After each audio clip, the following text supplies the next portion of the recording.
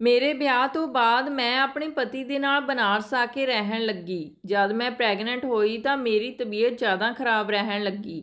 ਇਸ ਲਈ ਮੈਂ ਇੱਕ 24-25 ਸਾਲ ਦੀ ਗੂੰਗੀ ਲੜਕੀ ਨੂੰ ਕੰਮ ਤੇ ਰੱਖ ਲਿਆ। ਮੇਰੇ ਪਤੀ ਆਪਣੀ ਕੰਮ ਦੀ ਵਜ੍ਹਾ ਨਾਲ ਕਈ ਵਾਰ ਤਾਂ ਬਹੁਤ ਲੇਟ ਘਰ ਆਉਂਦੇ ਤੇ ਕਈ ਵਾਰ ਆਉਂਦੇ ਹੀ ਨਾ। ਇਸ ਲਈ ਮੈਂ ਉਸ ਕੁੜੀ ਨੂੰ ਰਾਤ ਨੂੰ ਵੀ ਆਪਣੇ ਕੋਲ ਹੀ ਰੱਖ ਲੈਂਦੀ ਸੀ। ਇੱਕ ਦਿਨ ਮੈਂ ਉਸ ਨੂੰ ਅਜੀਬ ਹਾਲਤ ਵਿੱਚ ਦੇਖ ਲਿਆ। ਉਸ ਨੂੰ ਦੇਖ ਕੇ ਮੇਰੀ ਰੂਹ ਕੰਬ ਗਈ, ਕਿਉਂਕਿ ਉਹ ਤਾਂ ਮੇਰਾ ਨਾਮ ਕਵਿਤਾ ਹੈ। ਮੇਰੇ ਪਤੀ ਅਮਰ ਇੱਕ ਕੰਪਨੀ ਵਿੱਚ ਜੌਬ ਕਰਦੇ ਸੀ। ਮੈਂ 2 ਭਰਾਵਾਂ ਦੀ ਇਕੱਲੀ ਭੈਣ ਸੀ, ਇਸ ਲਈ ਘਰ ਵਿੱਚ ਸਭ ਦੀ ਲਾਡਲੀ ਸੀ। ਅਮਰ ਸਾਡੇ ਘਰ ਤੋਂ ਥੋੜੀ ਦੂਰੀ ਤੇ ਹੀ ਰਹਿੰਦਾ ਸੀ। ਉਸਨੇ ਖੁਦ ਮੇਰਾ ਹੱਥ ਮੰਗਿਆ ਸੀ। ਦਰਅਸਲ ਅਮਰ ਦੇ ਮਾਤਾ-ਪਿਤਾ ਦੀ ਇੱਕ ਐਕਸੀਡੈਂਟ ਵਿੱਚ ਮੌਤ ਹੋ ਗਈ ਸੀ। ਜਦ ਉਹ ਮੇਰੇ ਲਈ ਰਿਸ਼ਤਾ ਲੈ ਕੇ ਆਇਆ ਸੀ ਤਾਂ ਮੇਰੇ ਮੰਮੀ ਪਾਪਾ ਨੇ ਤੁਰੰਤ ਹਾਂ ਕਰ ਦਿੱਤੀ ਸੀ ਤੇ ਸਾਡਾ ਵਿਆਹ ਬੜੀ ਧੂਮ-ਧਾਮ ਨਾਲ ਹੋਇਆ ਸੀ। ਵਿਆਹ ਤੋਂ ਕੁਝ ਦਿਨਾਂ ਬਾਅਦ ਹੀ ਅਮਰ ਦਾ ਟ੍ਰਾਂਸਫਰ ਬਨਾਰਸ ਵਿੱਚ ਹੋ ਗਿਆ ਸੀ। ਮੈਂ ਵੀ ਉਹਨਾਂ ਦੇ ਨਾਲ ਹੀ ਬਨਾਰਸ ਆ ਗਈ ਸੀ। ਅਸੀਂ ਇੱਕ ਅਪਾਰਟਮੈਂਟ ਵਿੱਚ 3ਜੀ ਮੰਜ਼ਿਲ ਵਿੱਚ ਫਲੈਟ ਲਿਆ ਸੀ। ਅਸੀਂ ਆਪਣਾ ਫਲੈਟ ਬਹੁਤ ਚੰਗੀ ਤਰ੍ਹਾਂ ਨਾਲ ਸਜਾਇਆ ਸੀ। ਅਮਰ ਮੈਨੂੰ ਬਹੁਤ ਪਿਆਰ ਕਰਦਾ ਸੀ ਤੇ ਮੇਰਾ ਬਹੁਤ ਖਿਆਲ ਰੱਖਦਾ ਸੀ। ਉਹ ਮਨ ਦੇ ਬਹੁਤ ਸਾਫ਼ ਇਨਸਾਨ ਸਨ। ਕੁਝ ਮਹੀਨੇ ਸਾਡੇ ਐਵੇਂ ਹੀ ਹੱਸਦੇ ਖੇਲਦਿਆਂ ਦੇ ਲੰਘ ਗਏ। ਫਿਰ ਮੈਂ ਪ੍ਰੈਗਨੈਂਟ ਹੋ ਗਈ। ਇਸ ਗੱਲ 'ਤੇ ਅਮਰ ਬਹੁਤ ਖੁਸ਼ ਹੋਏ। ਇਸ ਸਮੇਂ ਦੇ ਦੌਰਾਨ ਅਮਰ ਦਾ ਪ੍ਰਮੋਸ਼ਨ ਵੀ ਹੋ ਗਿਆ, ਜਿਸ ਨਾਲ ਉਸ ਦਾ ਕੰਮ ਵੀ ਵੱਧ ਗਿਆ। ਹੁਣ ਉਹ ਆਪਣੇ ਕੰਮ ਵਿੱਚ ਜ਼ਿਆਦਾ ਵਿਅਸਤ ਰਹਿਣ ਲੱਗੇ ਸਨ। ਮੈਂ ਦਿਨ ਵਿੱਚ ਕੰਮ ਕਰਕੇ ਹੋਰ ਜ਼ਿਆਦਾ ਥੱਕਣ ਲੱਗੀ ਸੀ। ਇਸ ਲਈ ਅਸੀਂ ਇੱਕ ਮੇਡ ਰੱਖਣ ਦੀ ਸੋਚੀ, ਪਰ ਸਾਡੀ ਇੱਥੇ ਜ਼ਿਆਦਾ ਜਾਣ ਪਹਿਚਾਣ ਨਹੀਂ ਸੀ। ਇਸ ਲਈ ਅਸੀਂ ਬਿਲਡਿੰਗ ਦੇ ਸਿਕਿਉਰਿਟੀ ਗਾਰਡ ਤੋਂ ਇੱਕ ਮੇਡ ਲੱਭਣ ਵਿੱਚ ਮਦਦ ਮੰਗੀ। ਕੁਝ ਦਿਨਾਂ ਬਾਅਦ ਉਸਨੇ ਇੱਕ ਔਰਤ ਨੂੰ ਸਾਡੇ ਫਲੈਟ 'ਤੇ ਭੇਜਿਆ, ਜਿਸ ਦਾ ਨਾਂ ਰੀਮਾ ਸੀ। ਉਸਨੇ ਦੱਸਿਆ ਕਿ ਉਹ ਨਾਲ ਵਾਲੀ ਬਿਲਡਿੰਗ ਦੇ ਵਿੱਚ ਵੀ 2 ਘਰਾਂ ਵਿੱਚ ਕੰਮ ਕਰਦੀ ਹੈ। ਉਸਦੇ 2 ਬੱਚੇ ਹਨ ਤੇ ਉਸਦਾ ਪਤੀ ਰਿਕਸ਼ਾ ਚਲਾਉਂਦਾ ਹੈ। ਇਸ ਤੋਂ ਜ਼ਿਆਦਾ ਹੋਰ ਉਸ ਬਾਰੇ ਜਾਣਨ ਦੀ ਜ਼ਰੂਰਤ ਮੈਨੂੰ ਨਹੀਂ ਲੱਗੀ।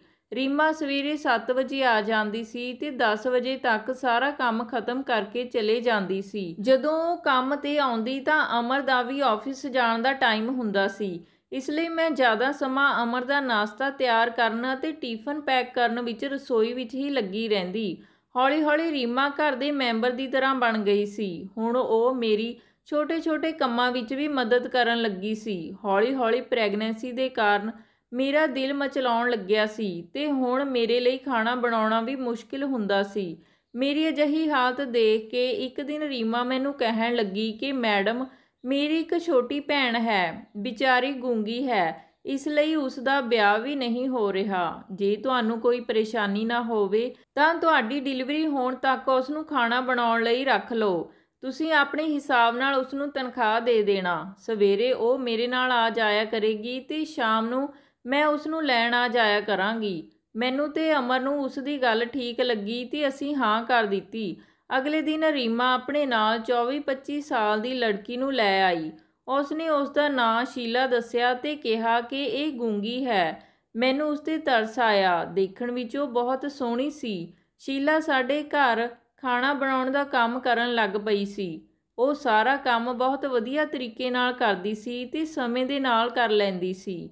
ਉਸ ਨੇ ਮੈਨੂੰ ਕਦੇ ਸ਼ਿਕਾਇਤ ਦਾ ਮੌਕਾ ਨਹੀਂ ਦਿੱਤਾ। ਉਹ ਮੇਰਾ ਵੀ ਖਿਆਲ ਰੱਖਦੀ ਸੀ। ਮੈਂ ਤੇ ਅਮਰ ਉਸ ਦੇ ਕੰਮ ਤੋਂ ਬਹੁਤ ਖੁਸ਼ ਸੀ। ਕਦੇ-ਕਦੇ ਅਮਰ ਨੂੰ ਕੰਮ ਦੇ ਸਿਲਸਿਲੇ ਵਿੱਚ ਬਾਹਰ ਹੀ ਰੁਕਣਾ ਪੈਂਦਾ ਸੀ, ਇਸ ਲਈ ਮੈਂ ਸ਼ੀਲਾ ਨੂੰ ਆਪਣੇ ਕੋਲ ਹੀ ਰੋਕ ਲਿਆ ਕਰਦੀ ਸੀ। ਸ਼ੀਲਾ ਅਮਰ ਦਾ ਕੁਝ ਖਾਸ ਖਿਆਲ ਰੱਖਦੀ ਸੀ, ਪਰ ਮੈਨੂੰ ਇਸ ਗੱਲ ਦਾ ਕਦੇ ਬੁਰਾ ਨਹੀਂ ਲੱਗਿਆ ਤੇ ਨਾ ਹੀ ਮੈਂ ਇਸ ਗੱਲ ਵੱਲ ਜ਼ਿਆਦਾ ਧਿਆਨ ਦਿੱਤਾ। ਇਹਨਾਂ ਦਿਨਾਂ ਵਿੱਚ ਮੇਰੀ ਤਬੀਅਤ ਵੀ ਕੁਝ ਜ਼ਿਆਦਾ ਖਰਾਬ ਰਹਿਣ ਦੇ ਕਾਰਨ ਮੈਂ ਵੈਸੇ ਹੀ ਪਰੇਸ਼ਾਨ ਰਹਿੰਦੀ ਸੀ। ਸ਼ੀਲਾ ਅਮਰ ਦੇ ਬੂਟ ਪਾਲਿਸ਼ ਕਰਕੇ ਰੱਖ ਦਿੰਦੀ ਸੀ। ਉਸਦੇ ਕੱਪੜੇ ਪ੍ਰੈਸ ਕਰਕੇ ਵਾਸ਼ਰੂਮ ਵਿੱਚ ਵੀ ਰੱਖ ਆਉਂਦੀ ਸੀ। ਕਈ ਵਾਰ ਮੈਨੂੰ ਇਹ ਗੱਲ ਖਟਕਦੀ ਵੀ ਸੀ, ਪਰ ਫਿਰ ਮੈਨੂੰ ਆਪਣੇ ਆਪ 'ਤੇ ਹੀ ਸ਼ਰਮ ਆਉਂਦੀ ਕਿ ਮੈਂ ਇੱਕ ਗੂੰਗੀ ਲੜਕੀ 'ਤੇ ਸ਼ੱਕ ਕਰ ਰਹੀ ਹਾਂ। ਮੈਨੂੰ ਹੁਣ 5ਵਾਂ ਮਹੀਨਾ ਸ਼ੁਰੂ ਹੋ ਗਿਆ ਸੀ। ਇੱਕ ਦਿਨ ਅਮਰ ਆਪਣੇ ਆਫਿਸ ਦੀ ਫਾਈਲ ਲੈ ਕੇ ਘਰ ਆਏ ਤੇ ਆਉਂਦੇ ਹੀ ਡਰਾਇੰਗ ਰੂਮ ਵਿੱਚ ਬੈਠ ਕੇ ਕੰਮ ਕਰਨ ਲੱਗੇ। ਮੇਰੀ ਤਬੀਅਤ ਠੀਕ ਨਾ ਹੋਣ ਕਾਰਨ ਮੈਂ ਸ਼ੀਲਾ ਨੂੰ ਆਪਣੇ ਕੋਲ ਹੀ ਰੋਕ ਲਿਆ ਸੀ। ਮੈਂ ਖਾਣਾ ਖਾ ਕੇ ਆਪਣੇ ਕਮਰੇ ਵਿੱਚ ਆਰਾਮ ਕਰ ਰਹੀ ਸੀ ਤੇ ਅਮਰ ਆਪਣੇ ਕੰਮ ਵਿੱਚ ਬਿਜੀ ਸਨ। ਅਚਾਨਕ ਰਾਤ ਦੇ 12 ਵਜੇ ਕਿਸੇ ਤਰ੍ਹਾਂ ਦੀ ਆਵਾਜ਼ ਆਉਣ ਦੇ ਕਾਰਨ ਮੇਰੀ ਅੱਖ ਖੁੱਲ੍ਹ ਗਈ। ਅਮਰ ਬੈੱਡ 'ਤੇ ਨਹੀਂ ਸਨ। ਉਹਨਾਂ ਦੇ ਜ਼ੋਰ ਦੀ ਬੋਲਣ ਦੀ ਆਵਾਜ਼ ਆਈ। ਮੈਂ ਜਲਦੀ ਨਾਲ ਡਰਾਇੰਗ ਰੂਮ ਵਿੱਚ ਗਈ ਤੇ ਸਾਹਮਣੇ ਦਾ ਦ੍ਰਿਸ਼ ਦੇਖ ਕੇ ਮੇਰੇ ਪੈਰਾਂ ਥੱਲਿਓਂ ਜ਼ਮੀਨ ਨਿਕਲ ਗਈ। ਸ਼ੀਲਾ ਕਿਸੇ ਤਰ੍ਹਾਂ ਨਾਲ ਉੱਠਣ ਦੀ ਕੋਸ਼ਿਸ਼ ਕਰ ਰਹੀ ਸੀ ਤੇ ਉਸ ਦੇ ਕੱਪੜੇ ਕਈ ਜਗ੍ਹਾ ਤੋਂ ਫਟੇ ਹੋਏ ਸੀ। ਮੈਨੂੰ ਦੇਖ ਕੇ ਅਮਰ ਬੇਚੈਨ ਹੋ ਗਿਆ। ਆਪਣਾ ਪੱਖ ਰੱਖਦੇ ਹੋਏ ਉਹ ਬੋਲੇ ਕਿ ਕਵਿਤਾ, ਮੈਂ ਕੁਝ ਨਹੀਂ ਕੀਤਾ। ਇਹ ਪਿੱਛੇ ਤੋਂ ਆ ਕੇ ਮੈਨੂੰ ਚਿਪਕਣ ਲੱਗੀ। ਜਦ ਮੈਂ ਇਸ ਨੂੰ ਧੱਕਾ ਦਿੱਤਾ ਤਾਂ ਇਹ ਖੁਦ ਦੇ ਹੀ ਕੱਪੜੇ ਫਾੜਨ ਲੱਗੀ। ਸ਼ੀਲਾ ਮੈਨੂੰ ਦੇਖ ਕੇ ਮੇਰੇ ਗਲੇ ਲੱਗ ਕੇ ਰੋਣ ਲੱਗੀ। ਉਸ ਦੀ ਅਜਿਹੀ ਹਾਲਤ ਦੇਖ ਕੇ ਮੈਨੂੰ ਬਹੁਤ ਗੁੱਸਾ ਆਇਆ। ਮੈਂ ਗੁੱਸੇ ਨਾਲ ਅਮਰ ਨੂੰ ਕਿਹਾ ਕਿ ਮੈਨੂੰ ਕਦੇ ਨਹੀਂ ਲੱਗਿਆ ਸੀ ਕਿ ਤੁਸੀਂ ਇੰਨੀ ਨੀਚ ਹਰਕਤ ਕਰ ਸਕਦੇ ਹੋ। ਅਮਰ ਕਹਿਣ ਲੱਗੇ ਕਿ ਨਹੀਂ ਕਵਿਤਾ, ਇਹ ਸਭ ਝੂਠ ਹੈ। ਅਮਰ ਆਪਣੇ ਆਪ ਨੂੰ ਨਿਰਦੋਸ਼ ਸਾਬਿਤ ਕਰਨ ਦੀ ਕੋਸ਼ਿਸ਼ ਕਰ ਰਹੇ ਸੀ, ਪਰ ਮੈਂ ਅਮਰ ਦੀ ਇੱਕ ਨਾ ਸੁਣੀ ਤੇ ਸ਼ੀਲਾ ਨੂੰ ਆਪਣੇ ਨਾਲ ਲੈ ਕੇ ਆਪਣੇ ਕਮਰੇ ਵਿੱਚ ਚਲੇ ਗਈ ਤੇ ਉਸ ਨੂੰ ਪਾਣੀ ਪਿਲਾ ਕੇ ਸ਼ਾਂਤ ਕੀਤਾ। ਮੈਂ ਆਪਣੇ ਹੱਥ ਜੋੜ ਕੇ ਸ਼ੀਲਾ ਤੋਂ ਮਾफ़ੀ ਮੰਗੀ। ਮੈਂ ਆਪਣੇ ਆਪ ਨੂੰ ਹੀ ਇਸ ਲਈ ਜ਼ਿੰਮੇਵਾਰ ਮੰਨ ਰਹੀ ਸੀ ਕਿਉਂਕਿ ਮੇਰੇ ਕਹਿਣ 'ਤੇ ਹੀ ਉਹ ਰਾਤ ਨੂੰ ਰੁਕੀ ਸੀ। ਮੈਂ ਸ਼ੀਲਾ ਨੂੰ ਆਪਣੇ ਕੋਲ ਹੀ ਸੌਣ ਲਈ ਕਿਹਾ। ਦੂਜੇ ਦਿਨ ਰੀਮਾ ਦੇ ਆਉਂਦੇ ਹੀ ਸ਼ੀਲਾ ਨੇ ਉਸ ਨੂੰ ਇਸ਼ਾਰਿਆਂ ਨਾਲ ਸਭ ਕੁਝ ਦੱਸ ਦਿੱਤਾ। ਰੀਮਾ ਨੇ ਬਹੁਤ ਤਮਾਸ਼ਾ ਕੀਤਾ ਤੇ ਪੁਲਿਸ ਨੂੰ ਫ਼ੋਨ ਕਰ ਦਿੱਤਾ। ਮੈਂ ਤੇ ਅਮਰ ਰੀਮਾ ਨੂੰ ਸਮਝਾਉਣ ਦੀ ਬਹੁਤ ਕੋਸ਼ਿਸ਼ ਕਰ ਰਹੇ ਸੀ। ਇਸ 'ਤੇ ਉਹ ਕਹਿਣ ਲੱਗੀ ਕਿ ਕੀ ਮੈਡਮ, ਤੁਸੀਂ ਵੀ ਆਪਣੇ ਪਤੀ ਨੂੰ ਬਚਾਉਣ ਵਿੱਚ ਲੱਗ ਗਏ। ਸ਼ੀਲਾ ਦੀ ਜਗ੍ਹਾ ਜੇ ਤੁਹਾਡੀ ਖੁਦ ਦੀ ਭੈਣ ਹੁੰਦੀ ਤਾਂ 10 ਮਿੰਟ ਵਿੱਚ ਪੁਲਿਸ ਆ ਗਈ। ਅਮਰ ਰੀਮਾ ਤੇ ਪੁਲਿਸ ਦੇ ਸਾਹਮਣੇ ਆਪਣੇ ਆਪ ਨੂੰ ਨਿਰਦੋਸ਼ ਕਹਿ ਰਹੇ ਸੀ, ਪਰ ਕਿਸੇ ਨੇ ਇੱਕ ਨਾ ਸੁਣੀ। ਮੈਂ ਸਿਰ ਫੜ ਕੇ ਸੋਫੇ 'ਤੇ ਬੈਠ ਗਈ। ਪੁਲਿਸ ਨੇ ਅਮਰ ਨੂੰ ਥਾਣੇ ਆਉਣ ਲਈ ਕਿਹਾ। ਅਮਰ ਬਹੁਤ ਜ਼ਿਆਦਾ ਡਰ ਗਏ ਸਨ ਤੇ ਪੁਲਿਸ ਦੀਆਂ ਮਿੰਨਤਾਂ ਕਰ ਰਹੇ ਸੀ। ਫਿਰ ਪੁਲਿਸ ਨੇ 50,000 ਰੁਪਏ ਰੀਮਾ ਨੂੰ ਦੇਣ ਲਈ ਕਿਹਾ ਤੇ ਮਾਮਲਾ ਇੱਥੇ ਹੀ ਖਤਮ ਕਰ ਦਿੱਤਾ ਗਿਆ। ਉਸ ਦਿਨ ਤੋਂ ਬਾਅਦ ਉਹ ਦੋਨੇ ਸਾਡੇ ਘਰ ਕਦੇ ਨਹੀਂ ਆਈਆਂ ਤੇ ਮੈਂ ਵੀ ਅਮਰ ਨਾਲ ਗੱਲ ਕਰਨਾ ਬੰਦ ਕਰ ਦਿੱਤਾ ਸੀ। ਇੱਕ ਸੱਭਿਅ ਦਿਖਣ ਵਾਲਾ ਇਨਸਾਨ ਇੰਨੀ ਨੀਚ ਹਰਕਤ ਕਰ ਸਕਦਾ ਹੈ, ਇਹ ਮੈਂ ਕਦੇ ਸੋਚਿਆ ਵੀ ਨਹੀਂ ਸੀ। ਮੈਂ ਹੁਣ ਉਸ ਨਾਲ ਰਹਿਣਾ ਹੀ ਨਹੀਂ ਚਾਹੁੰਦੀ ਸੀ, ਪਰ ਆਪਣੇ ਬੱਚੇ ਦੀ ਖਾਤਰ ਮੈਨੂੰ ਆਪਣਾ ਫੈਸਲਾ ਬਦਲਣਾ ਪਿਆ। ਇਹ ਗੱਲ ਜਦ ਮੇਰੇ ਮਾਤਾ-ਪਿਤਾ ਨੂੰ ਪਤਾ ਚੱਲੀ ਤਾਂ ਉਹ ਵੀ ਬਹੁਤ ਦੁਖੀ ਹੋਏ। ਉਸ ਤੋਂ 4 ਮਹੀਨੇ ਬਾਅਦ ਮੈਂ ਇੱਕ ਬੇਟੀ ਨੂੰ ਜਨਮ ਦਿੱਤਾ। ਇਹਨਾਂ 4 ਮਹੀਨਿਆਂ ਵਿੱਚ ਮੈਂ ਬਹੁਤ ਹੀ ਮਾਨਸਿਕ ਤੇ ਸਰੀਰਕ ਕਸ਼ਟ ਝੱਲੇ ਸਨ। ਮੇਰੇ ਮਾਤਾ-ਪਿਤਾ ਮੇਰੇ ਕੋਲ ਹੀ ਆ ਗਏ ਸਨ ਤੇ ਮੇਰੇ ਬੱਚੇ ਦਾ ਵੀ ਖਿਆਲ ਰੱਖਦੇ ਸਨ। ਅਮਰ ਵੀ ਮੇਰਾ ਬਹੁਤ ਖਿਆਲ ਰੱਖਦੇ ਸਨ, ਪਰ ਉਹਨਾਂ ਨੇ ਜੋ ਸ਼ੀਲਾ ਨਾਲ ਕੀਤਾ ਉਸ ਨੂੰ ਮੈਂ ਸ਼ਾਇਦ ਕਦੇ ਭੁੱਲ ਹੀ ਨਹੀਂ ਸਕਦੀ। 2 ਮਹੀਨੇ ਬਾਅਦ ਜਦ ਮੇਰੀ ਤਬੀਅਤ ਠੀਕ ਹੋਣ ਲੱਗੀ ਤਾਂ ਮੈਂ ਡਾਕਟਰ ਦੀ ਸਲਾਹ ਨਾਲ ਬਾਹਰ ਪਾਰਕ ਵਿੱਚ ਘੁੰਮਣ ਜਾਣ ਲੱਗੀ। ਇੱਕ ਦਿਨ ਪਾਰਕ ਵਿੱਚ ਮੈਨੂੰ ਮੇਰੀ ਸਕੂਲ ਦੀ ਸਹੇਲੀ ਸੁਮਨ ਮਿਲੀ। ਗੱਲਾਂ-ਗੱਲਾਂ ਵਿੱਚ ਉਸਨੇ ਮੈਨੂੰ ਦੱਸਿਆ ਕਿ ਉਸਨੇ ਆਪਣੇ ਘਰ ਵਿੱਚ ਇੱਕ ਮੇਡ ਰੱਖੀ ਹੈ। ਵਿਚਾਰੀ ਗੂੰਗੀ ਹੈ। ਮੈਂ ਡਰ ਗਈ। ਫਿਰ ਬੜੀ ਹਿੰਮਤ ਕਰਕੇ ਪੁੱਛਿਆ ਕਿ ਕੀ ਨਾਮ ਹੈ ਉਸਦਾ। ਸ਼ੀਲਾ, ਮੇਰੀ ਮੇਡ ਦੀ ਭੈਣ ਹੈ। ਸੁਮਨ ਦੀ ਗੱਲ ਸੁਣ ਕੇ ਮੈਨੂੰ ਥੋੜਾ ਡਰ ਲੱਗਣ ਲੱਗਿਆ। ਮੈਂ ਸੋਚਣ ਲੱਗੀ ਕਿ ਜੇ ਰੀਮਾ ਤੋਂ ਸੁਮਨ ਨੂੰ ਮੇਰੇ ਪਤੀ ਦੇ ਚਰਿੱਤਰ ਬਾਰੇ ਪਤਾ ਚੱਲ ਗਿਆ ਤਾਂ ਉਹ ਕੀ ਸੋਚੇਗੀ। ਇਸ ਲਈ ਉਸ ਦਿਨ ਤੋਂ ਬਾਅਦ ਮੈਂ ਸੁਮਨ ਨਾਲ ਗੱਲ ਕਰਨਾ ਹੀ ਬੰਦ ਕਰ ਦਿੱਤਾ ਸੀ। ਸਮਾਂ ਗੁਜ਼ਰਦਾ ਗਿਆ। ਇੱਕ ਦਿਨ ਮੈਨੂੰ ਮੈਡੀਕਲ ਵਿੱਚ ਸੁਮਨ ਮਿਲੀ। ਉਸ ਦੇ ਚਿਹਰੇ 'ਤੇ ਬਹੁਤ ਜ਼ਿਆਦਾ ਟੈਨਸ਼ਨ ਸੀ। ਉਹ ਚੁੱਪਚਾਪ ਉੱਥੋਂ ਚਲੀ ਗਈ। ਫਿਰ ਕੁਝ ਦਿਨਾਂ ਬਾਅਦ ਉਹ ਮੈਨੂੰ ਪਾਰਕ ਵਿੱਚ ਮਿਲੀ। ਉਸ ਦਾ ਚਿਹਰਾ ਬਹੁਤ ਮੁਰਝਾਇਆ ਹੋਇਆ ਲੱਗ ਰਿਹਾ ਸੀ।